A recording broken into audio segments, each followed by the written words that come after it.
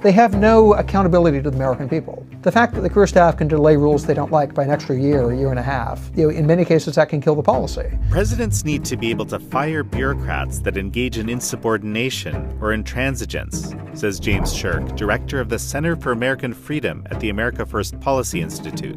Sherk was deeply involved in such efforts, most notably in the drafting of the Schedule F executive order during the Trump administration. If you're an attorney, you represent your client. And in the Justice Department, your client is the United States, and you're there to enforce the laws. You shouldn't get to say, these are the laws I like, these are the laws I don't like, I'm only going to work on these laws. It is just a nightmare trying to fire a federal employee. And in many cases, more often than not, they get reinstated. And you're going to have to cover their attorney's fees and give them back pay. This is American Thought Leaders, and I'm Yanya Kellick. James Sherk, such a pleasure to have you on American Thought Leaders. Oh, thank you for having me on. So James, you recently wrote an op-ed in the Wall Street Journal, which really caught my attention. The president needs the power to fire bureaucrats. Now it's kind of an interesting moment to be publishing such an op-ed. So tell me about this. Well, in theory, the president runs the executive branch. We have an election, the people pick who they want to be the president, and all executive power, per the Constitution, is put in the president, and the federal bureaucracy is supposed to do what the president says. That's not how it works in practice. The way it works in practice is that these federal employees have very extensive removal protections. It's not impossible to fire a federal employee, it's just almost impossible. And a ton of work and a very high likelihood that it's going to get overturned. And so in practice, these career federal bureaucrats think they're invulnerable because they've got these extensive protections. They have a lot of ways to try and stymie the president's agenda, and in many cases successfully block him from taking policies, even if he campaigned on them, even if it was a presidential priority. The bureaucracy, because of these civil service protections, is empowered to basically say, yeah, but we know better and we're not going to do this. No one votes for these career bureaucrats. They have no accountability to the American people. And if the government is wielding its vast power in a manner divorced from what the elected representatives in Congress and the president in the White House is saying, then you have an unaccountable government. And it's a huge problem in a country founded on the principle of government by the consent of the governed. You know, so why now? Why at this moment are you publishing this? Well, it's gotten a lot of attention recently. I served in the White House under President Trump for all 4 years. Part of my responsibilities there was working on civil service issues as well as some regulatory issues. And in the White House, I would just get constant reports from my counterparts in the different federal agencies about all the things that federal employees were doing to make it harder for them to implement the president's agenda. We put out a report in February of this year documenting this. But I think honestly what's happened is there's been more attention to an executive order that I work pretty heavily on called creating Schedule F in the accepted service, which sounds about as exciting and energizing as watching paint dry, but it would have been very profoundly impactful in terms of holding the federal bureaucracy to account. And that executive order was in the news recently. There was some Axios reporting that prompted some members of Congress to basically introduce legislation to say that no future president could ever bring back this executive order. Biden rescinded it. And then I published this op-ed in response to say, no, actually we need this. If we want to protect our democracy, if you in Congress want the executive branch to implement the laws you passed, the bureaucracy has to be accountable to the people's elected representatives, and it's not right now. Before we continue, I just have a message from one of our sponsors. For all of you with retirement savings accounts, America's federal debt is now at $30 trillion, and our policies during this pandemic are causing inflation to soar to multi-decade highs. A lot of folks are rightly worried about what this will mean for their retirement savings. You can protect your life savings with the only thing that has always held value, physical gold and silver. To get started, you can call Goldco at 855-973-0470 for a free wealth protection kit. They have an A+ rating with the Better Business Bureau. They guarantee highest price buybacks, and they always offer free shipping. Ask how you can even get $10,000 or more in free silver. Don't wait. Call 855-973-0470. Now that's 855-973-0470. You know, you did put out this report in February, and so maybe give us some examples of the sort of problems that you encountered. Yeah, I mean, there's a lot of problems with the federal workforce. A lot of people are familiar with the stereotype of the incompetent, lazy, poor-performing government employee. There's a good number of those folks. Surveys of federal employees themselves show that there's a lot of those folks, and it frustrates the federal workforce. But they're not actually the biggest problem. The biggest problem are the very smart and capable and highly motivated people who don't like the president's policies and are very capable of using their positions to block it. So the way the government is staffed is it's about 2.2 million people in the executive branch. It's a huge bureaucracy. And there's 4,000 political appointees. So the political appointees are there to provide high-level direction and supervision and sort of policy directions with the expectation that the career staff are going to faithfully implement those orders. If they decide they don't want to carry out those orders and they're protected with these removal protections, they're simply not orders of magnitudes near enough political appointees to do that work instead. So one example, the Department of Justice Civil Rights Division is notorious for having very ideologically motivated career staff. And many, many, many times during the Trump administration, these career staff were told, well, there's projects we want you to work on. And the answer that came back was, no, go pound sand. So for example, Yale University, there's an investigation into Yale University and massive, massive racial discrimination in admissions at Yale University. If you're a Caucasian, and especially if you're an Asian American. And so the leadership in the Civil Rights Division said, look, the law says there's no racial discrimination allowed. This is unjust. We want to file a suit. And the career staff would not draft the complaint. So it had to be drafted by political appointees. Then after the political appointees drafted it, they turned around to the career staff, the division responsible for policing racial discrimination in educational institutions, said, all right, now we need a team of lawyers to pursue this case. And the answer that came back was no. None of us are willing to work on this. Now, they were able to bring the case at the end of the day because they were able to poach staff from other components of the Department of Justice that were less political. So they took some employees from the Civil Division, from the U.S. Attorney's Office in Connecticut, where Yale is located, a political appointee, and they're able to bring the case. But you can do that with one case. You can't do that with 50. Okay, so let me get this straight. You're telling me that they just simply flat out refused the order? They were asked to assemble a team. And the answer that came back was, no, we're not going to do that. Now, my understanding is they were not ordered to work on it. But look, if you order them to work on the case, then you've got attorneys working on a case who deliberately want to tank the case. And so it's, doesn't get you what you need. And in fact, what the political appointees learned subsequently is that the more senior career staff were, in so many words, threatening the junior career staff and saying, hey, anyone who helps the Trump politicals with this case, there will be career repercussions against them when Trump leaves office. Another example, obviously the abortion debate's been in the news a lot recently. There's a lot of mixed opinion, split public opinion on abortion. But one area where there's overwhelming consensus is that doctors and nurses should not be forced to participate in abortions.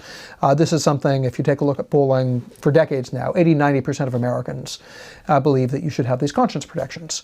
And Congress also agrees and passed something in the 1970s called the Church Amendments, named after the Democrat senator from Idaho who introduced them, that says, look, if you're a hospital that takes federal funding, you cannot force your staff to participate in an abortion. But there's no private right to sue. It has to be up to the Department of Justice to sue to enforce these things.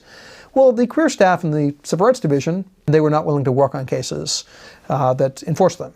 And so again, during the Trump administration, political appointees were able to bring one case that they had to handle themselves against a hospital in Vermont that did that. And you can do that for one or two cases, but you don't have nearly enough political appointees to litigate 15, 20, 30, 50 cases. And again, it's a public record. You can look at the lawsuit that was filed, and you can look at the names of the attorneys who are on there, and none of them are career employees in the Department of Justice. They decided for themselves that who cares what Congress thinks? Who cares what the voting public thinks? Who cares what the White House thinks? We don't support these conscience protections, and therefore we will not do anything to enforce them. If you're an attorney, you represent your client. And in the Justice Department, your client is the United States, and you're there to enforce the laws. You don't get to say, you shouldn't get to say, these are the laws I like, these are the laws I don't like, I'm only going to work on these laws. It's one thing also to kind of slow walk things. You've hear about these sorts of situations all the time in the private sector. Oh, yeah. You know, or you get something, you're not too keen on it. Well, we'll just take that one quite easy. Maybe it'll take 5 times as long. Who knows? But this is a whole different beast you're describing here. Yes. Yeah, well, I mean, look, and to be clear, the slow walking happens too. This was a chronic problem across agencies, that you'd have rules that would be issued under the Obama administration that would take 12 months to go from start to finish. And the career staff were very motivated, working very hard, all rowing in the same direction to get these rules out. And then when the Trump administration wanted to roll them back, or in many cases just roll back a part of the rule, it would take 2-3 times as long to rescind the rule as it took to issue it in the first place. And they're throwing down delays and obstruction, and just constantly, right? I mean, you get these complaints in the press. Why isn't the Trump administration working faster? And the answer was, for a lot of these rules, it had to be political appointees doing most of the work of drafting them. You would assign the rule to be drafted to the career employees, and what they would come back with would be either something that was not the policies they were told to do, or on paper did what they were told, but everyone reading it knew that the courts were going to toss this out on procedural grounds, that it was not going to withstand legal review. So it's tough, right? Like, on paper they've complied with their directive, but everyone's in on the joke that this rule is legally insufficient. But trying to show that in a court of law in the subsequent appeals is very tough. The career staff have a lot of ways to make your life miserable. And look, to be clear, there are many good career staff in the federal government. There were many who work nights, work weekends during the COVID pandemic. I mean, there's a lot of good people out there. This is not every single one. But if you have a body that's 20% healthy normal cells, or sorry, 80% healthy normal cells and 20% cancer cells, you've got an extremely large problem. And that's what you've got in the bureaucracy. Anywhere between 10 to 99% of the career staff in these agencies are cancerous and simply not concerned with carrying out the people's business, but advancing their own agenda. So what was the overall effect? You were there throughout the administration. What was the overall effect of this kind of behavior in, for lack of a better term, the administrative state?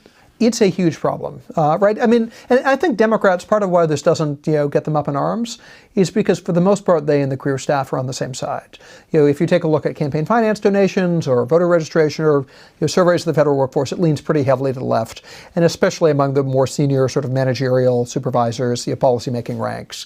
It's not that every federal employee is a Democrat or a liberal, but it leans pretty heavily in that direction. And so, in general, a left-wing administration is in sync with the bureaucracy. They want to go in the same direction, and there's some hiccups, and they're not always 100% on the same page, but generally they are, and it's sort of a nuisance factor to them. But if you disagree with the political leanings of the bureaucracy, and if you're elected on that platform, there's major resistance. And look, you're still going to be able to get your top priorities done, right? If you've got sort of high priority rules in the different departments, those still get done. They're going to take longer. But basically, all your secondary and tertiary priorities that you would also like to do, but just aren't your top of the line priorities. You don't have enough political appointees in the agencies to write all the rules and the policy documents, and so you pick your top priorities, and that's all that gets done. And it shouldn't work that way.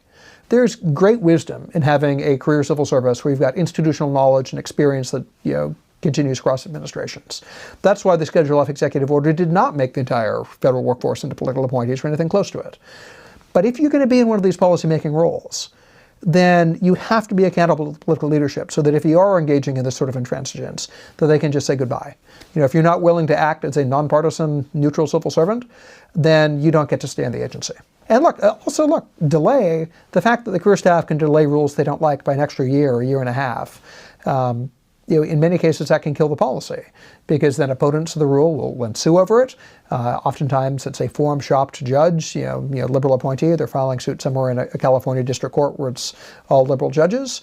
And by the time it gets appealed up to a more neutral forum, those injunctions typically got lifted. But if the rule gets issued so late that the administration has changed, then there's no one there to ask for the appeal, and then you're stuck with the district court order saying this policy is gone. Goodbye.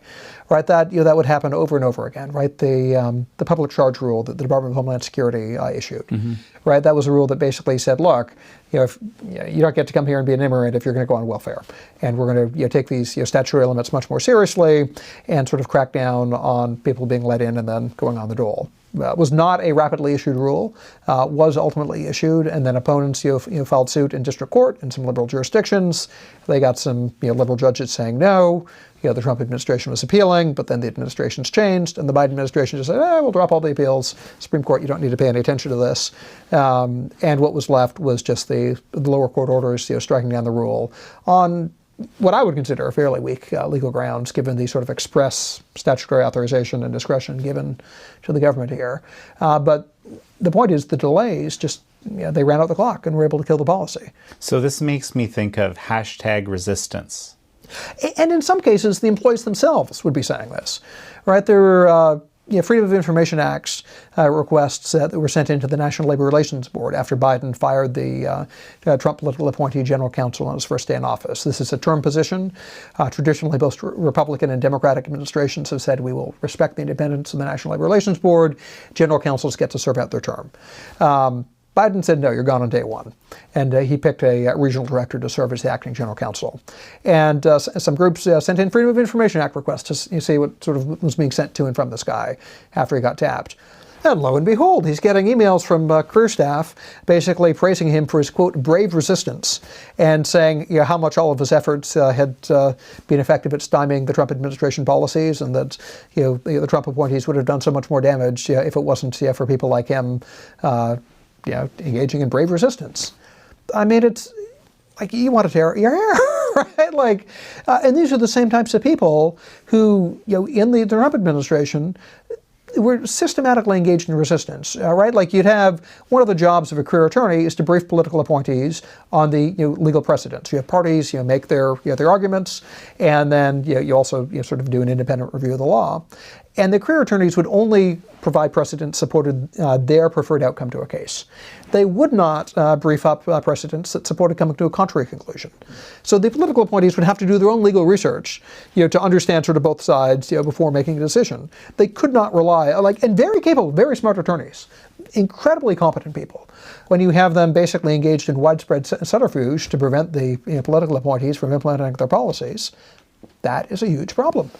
Well, so then let's jump to Schedule F. And this is, the Hill described it as the biggest change to federal workforce protections in a century, converting many federal workers to, quote, at-will employment.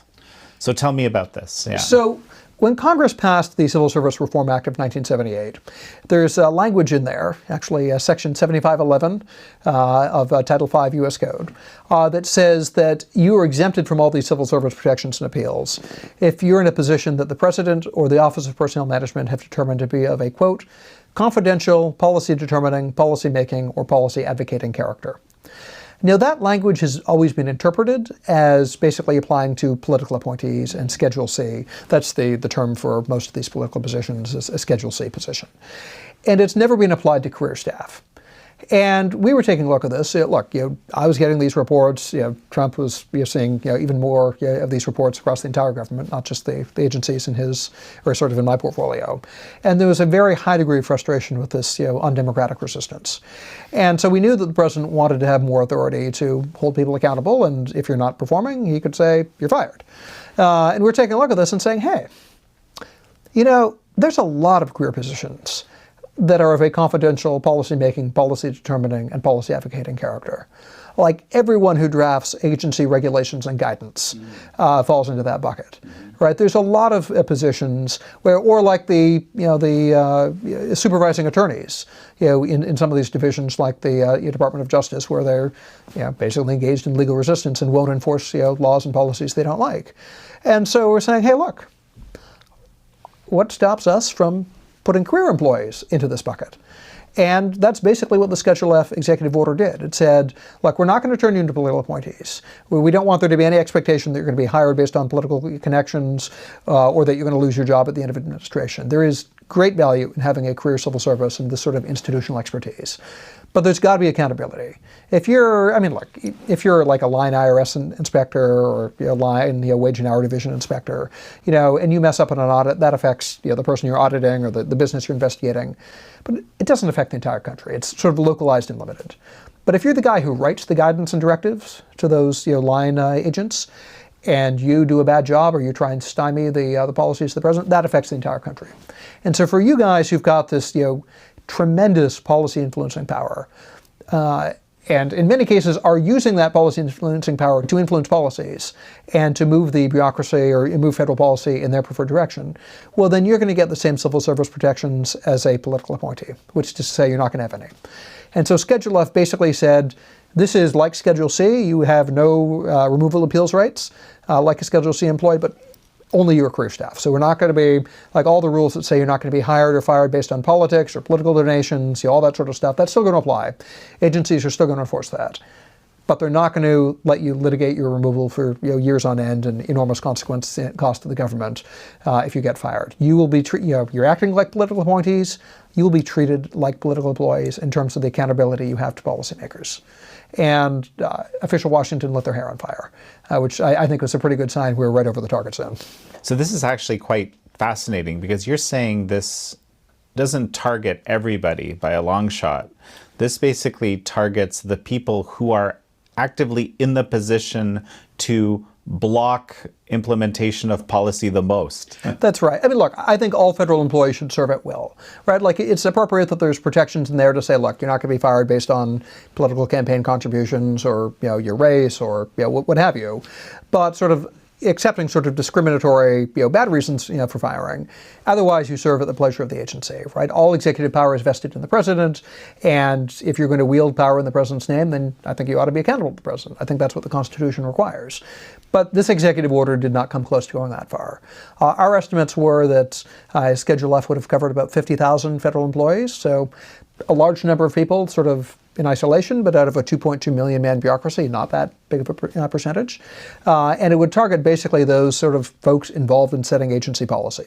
So it would have a heavier effect here in the Washington, D.C. region. It would sweep up a lot of the headquarters employees, but most of the sort of line employees in the field would have been unaffected. But at the same time, this is kind of a, let's call it a precedent-setting activity, wouldn't you say? Oh yeah, absolutely. No, I think it was, had President Trump been inaugurated for a second term, I think that it would have done an enormous amount of good. I mean, that's he signed it about a week and a half before the 2020 election, and the timing on that was such that the way it worked is the agencies were going to come up with their list of employees to go into Schedule F, and that basically those lists were going to be due the day before the 2021 inauguration, and had the president been sworn in for that second inauguration, then basically fairly early on in the second term, they were all going to be moved into Schedule F. And I mean, look, the unions, of course, were going to sue over it, but the legal authorities are like right there in black letter, right? Congress expressly says you can do this.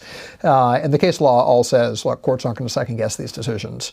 So the unions would have sued, but I think it would have been so much sound and fury signifying nothing.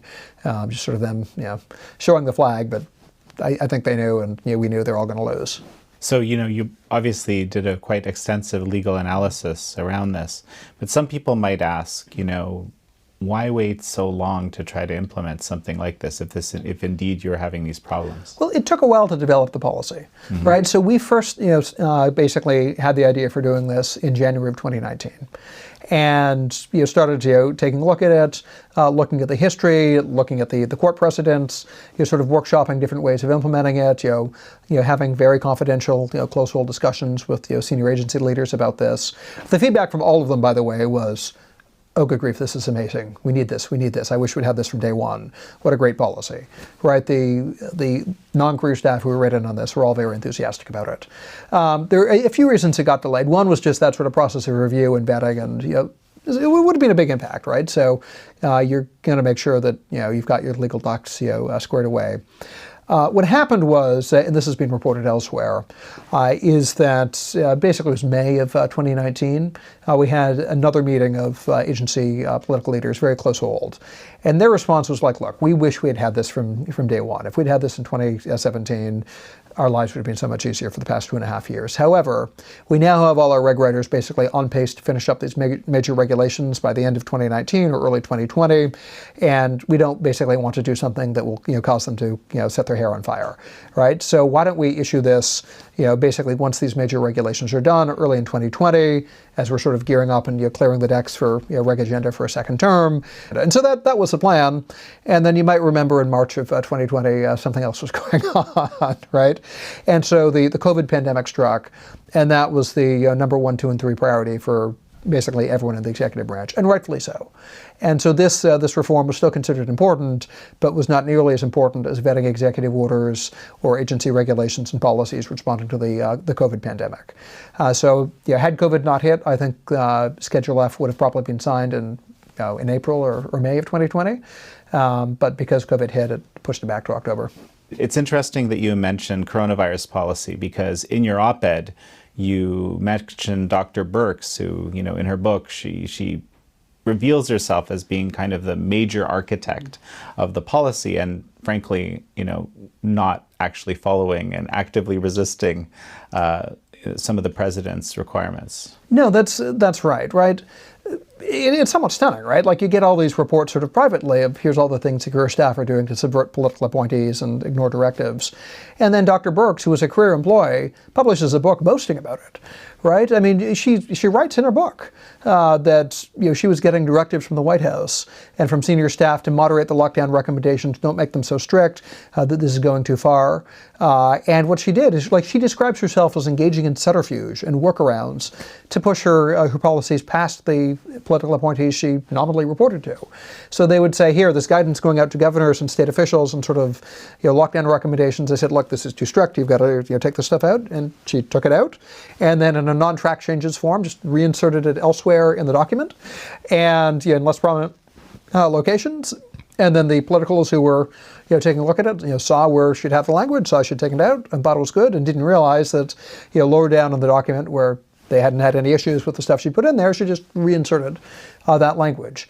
And she just describes herself as systematically engaging in subterfuge to push for stronger lockdown recommendations. Now look, it's clear in hindsight that the lockdowns went too far, that the more aggressive lockdowns didn't have a lot of public health benefit, but had enormous negative consequences in terms of, economically, socially, people's mental health, children's educational attainment. Like, in hindsight, we see that lockdowns went too far. And part of that was being driven by a career employee who simply felt herself unconstrained by following the president's directives. Now look, it is perfectly legitimate, more than that, it's a duty of a career employee to give their best advice to a political appointee, even if they think that that's going to be something the political appointee doesn't want to do. You should hear from all sides. You don't want to get locked in a sort of groupthink situation. Having career staff who think you're crazy, telling you that and explaining their reasons, is something that a lot of political appointees I talked to thought was very valuable and very helpful. That is that's being a good patriot. What's not patriotic is when the democratically accountable officials say, all right, well, here's what the policy is.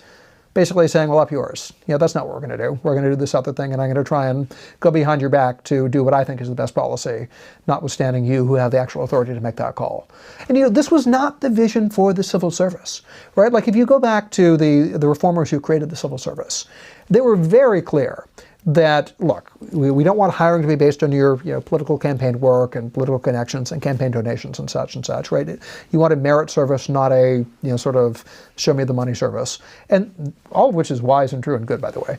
But at the same time, regulate hiring, but you don't put removal protections in place, because that's just going to lock up insubordination and intransigence in the civil service. I mean, George William Curtis, who was one of the principal, if not the leading advocate for civil service reform in the 1880s, was very public in saying you absolutely do not give the employees a right to any sort of trial or appeal of the removal. That's just going to lock up all sorts of mess in there.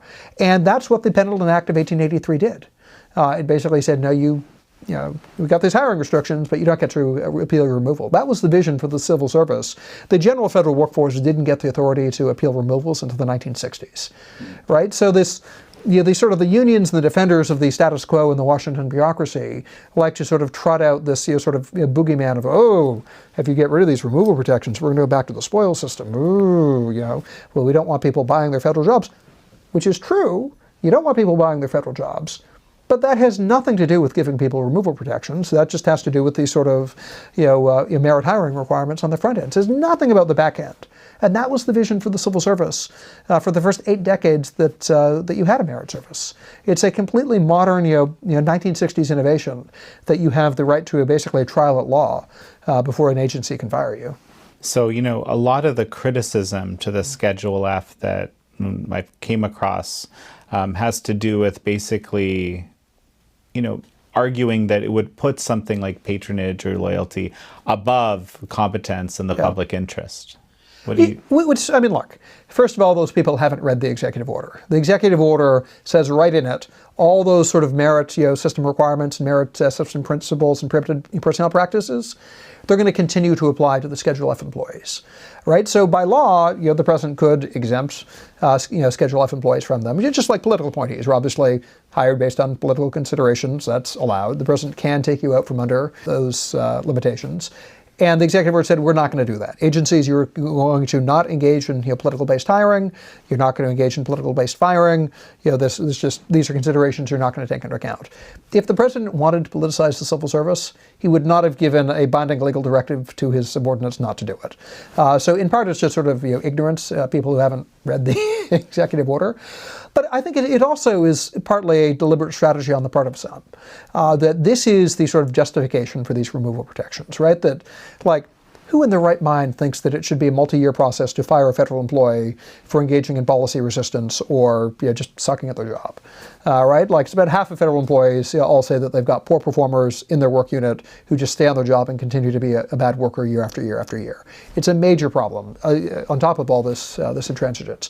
No one tries to defend that on the merits of, well, private sector employees can be fired on the basis of their performance or insubordination, but government employees are special and they get to keep their job forever no matter what. No one tries to defend that. It's always, well, we can't have the spoils system, right? And they just trot out this boogeyman. In some cases, I think it's in good faith, right? I think they just haven't read the historical record and don't realize that the Pendleton Act of 1883 left federal employees at will, right? That everyone was saying, oh, they're trying to undo the Pendleton Act. You had much stronger removal protections under Schedule F than you did under the Pendleton Act. The vision for the merit service was merit-based hiring, but basically at-will removals, at-will firing, and that we're not going to let you appeal these removals because that would just lock up. The direct quote from George William Curtis is insubordination and intransigence and incompetence within the federal service. Schedule F doesn't bring back the spoil system. Schedule F says you're not going to hire or fire people based on politics, but if you're engaged in policy resistance, you're out of here. And just for the benefit of our viewers, in 2 sentences, what's the spoil system? Spoil system is basically where a new president takes office, fires all the old federal employees, and basically replaces them with his own campaign supporters and campaign contributors. So you basically use federal jobs as sort of a reward for supporting the party in power.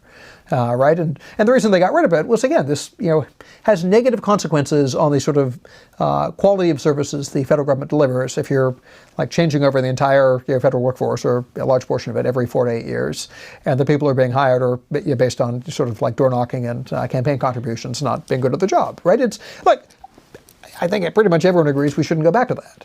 But that doesn't mean you get these ironclad removal protections. Another criticism I've come across was just that it would create a whole new bureaucracy. You would need to create a whole new bureaucracy to be able to deal with these Schedule F people. Not really. Yeah, it's it's a little bit of paper changes that basically you're changing someone's designation that instead of being in Schedule A or Schedule B or in the competitive service, now you're in Schedule F of the accepted service. There'd be a little bit of bureaucracy in the agencies internally policing themselves. Some of the prohibited personnel practices instead of having the Office of Special Counsel doing it, but no, that was never an objection that was raised internally. Are you familiar with, Congressman Chip Roy's Public Service Reform Act? Yeah, I think it's a fantastic bill. Mm-hmm. It's I think basically that's pretty close to the first best standard, right? It basically says all federal employees are now at will. Nobody has removal protections. No one has appeals, with a few exceptions, right? If you're a whistleblower, then you can appeal to federal court, and if you can prove that you're a bona fide whistleblower, you can you'll get your job back. And similarly, EEOC complaints will operate the same way it does in the private sector. So if they don't like your race or your sex or your religion, and you're being fired on that basis, then you have the same rights as a private sector employee to file to the EEOC. But other than that, you're at will. Again, agencies, you're not to be hiring or firing based on political factors, but that's sort of going to be internally enforced. It doesn't create an appeal right to the employee. And then says, look, we're going to have a process here where if an agency wants to fire an employee, basically you have to show your homework. This is the way the Lloyd-LaFollette Act worked, and I think worked very well. It basically say, you're proposing to fire someone, and whoever it is wants to fire them has to put down his reasons in writing saying, here's why we're getting rid of you. And the employee gets to see that, gets to make a response. And then some other individual, other than the person proposing the removal, gets to take a look at the reasons and the response and make the final decision. And then after that, the person makes their decision. That's it. That's the end of it. There's no appeal to federal court. There's no appeal to another agency. So you have a process where, look, not all managers are angels. You're going to have some, what in some sense could be considered, unwarranted proposals to fire someone. And so this gives that sort of second layer of check, forces people to sort of show their homework and prove that you're not firing someone for a prohibited reason like political reasons or what have you. But at the same time, if you're doing any of the stuff that was happening to us in the bureaucracy, if you're being assigned to write a rule and you're taking 3 times as long as you did under the prior administration because you don't like what's going on there, or you were told, work on this case, and you said, meh, I'd rather not, right? Any of that stuff is going to be like completely, all right, you're gone. And that's the end of the story. And so you've got accountability in the federal workforce. You also have accountability for the firing decisions. That, again, if you've got, to some extent, an objectively unwarranted removal decision, then the agency political leadership is taking full ownership of that. And it was going to have to defend it in the press and in the sort of court of public opinion. And I think that serves as plenty of enough deterrence for what you might consider a sort of questionable removal, that we don't need to then layer on, well, we're going to have 2 years of litigation after this, and you're going to have to pay the employees attorney's fees and provide them with 2 years of back pay, and we're going to have an arbitrator picked by the union to handle this, and these arbitrators usually reinstate the employees, right? Like, not going to deal with the bureaucracy, just provide a simple, expeditious process within the agency, while also providing sort of a check against just purely arbitrary action on the part of a supervisor. So Schedule F is the sort of executive branch, kind of a component of something that would lead to this kind of legislation, essentially. That's how you would describe it? Basically. Right, again, that's sort of how we saw things operating. Right? Like, in general, being put in Schedule F doesn't mean that one supervisor is just going to say you're gone and that's the end of the story, right? That the agencies do have procedures. Generally, the person who proposes the removal is not going to be the person who makes the final decision, and so you'd have some sort of internal checks. The key is that they're purely internal, and if the folks in the agency recognize that someone's a problem, they can say you're out of here. And you're out of here. And you don't have the right to tie up the agency and, in litigation for 2 years afterwards and make it a year-long process within the agency before that. And it is just a nightmare trying to fire a federal employee. And as a result, it does happen, but it only happens to the worst of the worst. And in many cases, more often than not, they get reinstated. We have a report that's going to be coming out soon taking a look at how these grievance arbitrators rule on removal cases. And we find that in 3/5 of cases, the arbitrators, who are jointly selected by the unions, order the employees reinstated. And a lot of those decisions are just like, what are you smoking? Right? Like, there was one case where there was a employee, I forget if this guy was in Veterans Affairs or the Social Security Administration. I think it was Veterans Affairs, where he got arrested for possessing meth, and subsequently was jailed and then pled guilty to possessing meth with intent to deliver meth. And so, as you might expect, the agency went to fire him. And the union grieved his removal, and the arbitrator said, well, it's bad that he got caught in a car with meth, sort of in the cup holder, and that he pled guilty to intending to deliver this. And that is, he deserves to be punished for that. But firing him was too severe an offense. Let's just mitigate his removal to a suspension and order him reinstated. Right? Like, what are you smoking? Right? Like, what are you smoking?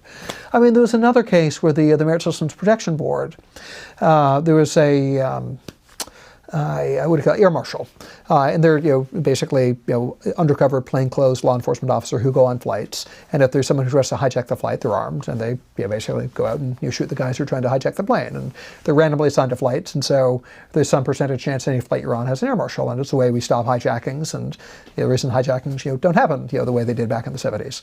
And this guy was assigned to basically a flight to Hawaii, and then cover a return flight back to the mainland the next day.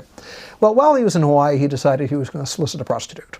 And to his misfortune, the prostitute he was soliciting was actually an undercover police officer trying to sting people who were soliciting prostitutes. And so he got arrested, and he spent the night in jail. And as a result of that, was not able to make his flight back the next day. Well, the Transportation Security Administration was not thrilled with this, as you might imagine, and basically said, okay, you're fired. And he appealed to the Merit Systems Protection Board. And the Merit Systems Protection Board again said, well, this was bad. But it wasn't so bad as to warrant removal. We think he should have only been suspended. And so give him his job back. I mean, it's just like some of these cases you want to tear your hair out. And it's not just like one or two bad employees get reinstated in those cases, but it sends a message to the entire federal bureaucracy and all the HR staff that don't even bother trying to fire these guys, because you're going to spend a lot of money on your own attorney's fees, a lot of work on the part of the supervisors. And at the end of the day, often as not, they're going to get their job back, and you're going to have to cover their attorney's fees and give them back pay. Another case, in the Labor Department, they had an inspector in one of the regions who was sexually harassing one of the people he was inspecting on his work phone, sending this person sexually harassing text messages and pictures of his genitalia. Now, on his work phone. And so the lawyer for the person he was harassing contacted the Labor Department headquarters and said, hey, just so you know, this is what's happening to my client. So the agency leadership was informed about this, and as you might imagine, were quite upset and said, he is gone. I don't care what. He is fired. This is not acceptable behavior. This is no, he's gone. And the career HR leadership in this Labor Department agency said, look, you can't do that. Sorry, we sympathize, we agree, we would love to get rid of him, but we're telling you that we are not capable of firing him. That you can go to the MSPB and it's a crapshoot there, and he's covered by a union, they could grieve it, the union's going to make it nearly impossible for us to fire him. And so we agree he's a problem, but look, we have experience doing these things, we can't get rid of him. And so the end result was that this employee got put on indefinite leave. And so he basically got an indefinite paid vacation as nominally a punishment for his behavior, but in effect a reward, right? It's not just the TSA agent who gets reinstated after being arrested for soliciting a prostitute and leaving a flight uncovered. It's all the other times across the bureaucracy that they say, look, we got to let this slide. We can't fire him. I guess Schedule F, that executive order, would also send a message, but perhaps in the other direction. No, I think it would. I think it would basically tell the bureaucracy, you're not protected. If you're going to engage in this sort of misconduct and misbehavior, then if you want to act like a political appointee, then you're going to be treated like a political appointee. And you're expected to follow the policy directives of the president. There are plenty of routes for people to contest the validity of executive actions. People file lawsuits all the time. But it is not your job to internally stop these things. And you will obey the lawful directives given to you, or you will find a new job. And I mean, look, the vision for Schedule F was not that you're going to have some sort of St. Valentine's Day massacre and 50,000 federal employees are going to be looking for work in a day. You might have to do that a few times, maybe a few hundred times. But the goal, the hope, was that the bureaucracy pretty soon would get the message and they'd stop playing those games. They act like that because they can get away with it, and they know they can get away with it. And if they know they can't get away with it and that they're going to be held accountable, I think they would act differently. So you're the director of the Center for American Freedom at the America First Policy Institute. What is the Center for American Freedom? So our role is to basically protect Americans from new and traditional threats to freedom. So we take on things like the administrative state and the civil service, which traditionally conservatives have viewed as a threat to individual liberty and to freedom. We're also focused on some of these newer threats, like cancel culture has become a major threat to free speech. So has big tech censorship. And so we've put out proposals for how states can combat big tech censorship, and you're working on a report now on legislative proposals to make it much more difficult for companies to engage in this sort of ideological censorship and view policing and cancel culture. And so broadly speaking, to protect the American people's liberties from traditional and emerging threats to freedom. And final question, as we finish up. your advice to any president, frankly, would it be simply to reinstate that executive order? Is there things that should be, since the time that this actually came out, that you would change? The short answer is yes. I think that the Schedule F concept is the way to go. I think that there's ways that it could be broadened and extended to cover more employees. I'm still working on some of that research now, so I'm not going to sort of preview that. But I think it can be expanded to cover more employees. And look, ultimately, I think every federal employee should serve at the pleasure of the president. The federal bureaucracy needs to be accountable to the president, and then the president to the American people. That's the way the Constitution was designed. That's the way the federal government should operate. Well, James Sherk, it's such a pleasure to have you on. Thank you so much for having me here. Thank you all for joining James Sherk and me on this episode of American Thought Leaders. He's the director of the Center for American Freedom at the America First Policy Institute. I'm your host, Jan Jekielek.